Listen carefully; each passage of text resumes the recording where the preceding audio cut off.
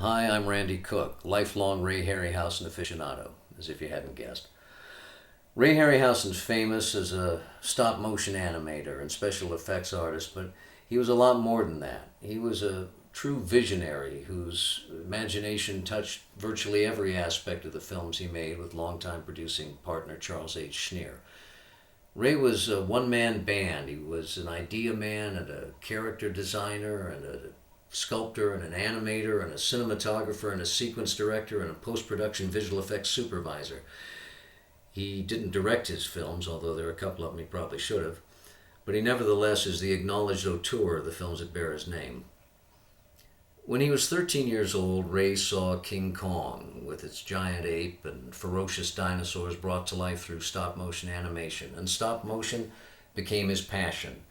He worked at his chosen art form tirelessly and hit his professional stride in the 1950s, when science fiction and fantasy films were force-feeding us kids a steady diet of photographically enlarged bugs and lizards and men in monster costumes, and when stop motion really hadn't gone any farther than giving us dinosaurs and the odd giant gorilla. Well, Ray had different ideas. He took stop motion and, by extension, the fantasy film itself into exciting new territory.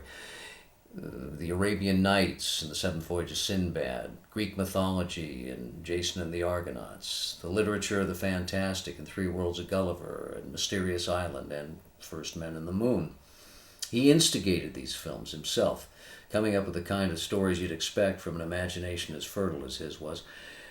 And he devised scenarios that allowed his beautifully designed creatures to take center stage and, like flesh and blood movie stars, thrill us with the very fact of their being there. Well, Harryhausen pictures prompted a lot of kids to become movie makers, and paleontologists, and mythological scholars, and astronomers, but that's really the footnote to his real legacy, the films themselves. They still entertain, and their effects still bear the unmistakable mark of a singular, unique talent. If Ray's handmade effects or bold charcoal sketches compared with the photorealistic oil paintings of today's digital work, so what? I'm not particularly sure that photorealism is the ultimate goal of art anyway, but even if it is, I think both can be appreciated on their own terms without either negating the other.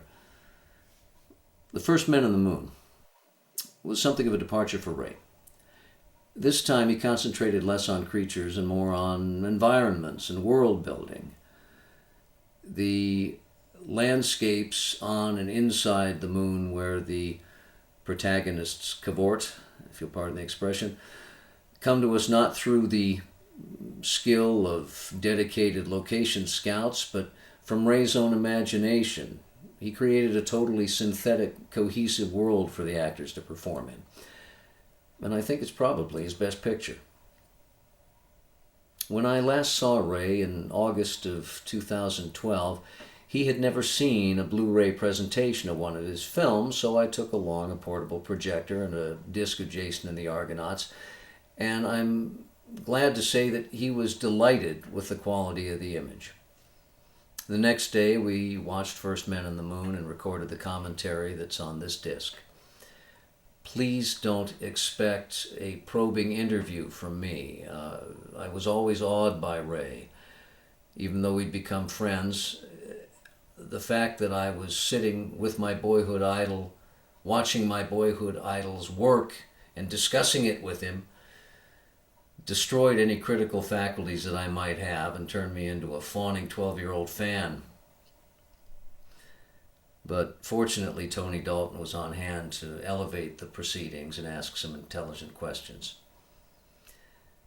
Ray was excited at the thought of First Men on the Moon being preserved in the Blu-ray format, and although he didn't live to see it, I'm sure he'd be happy to know that his movie lives on in a stunning presentation that preserves this picture and his wonderful work in all its grandeur. And I hope you enjoy it.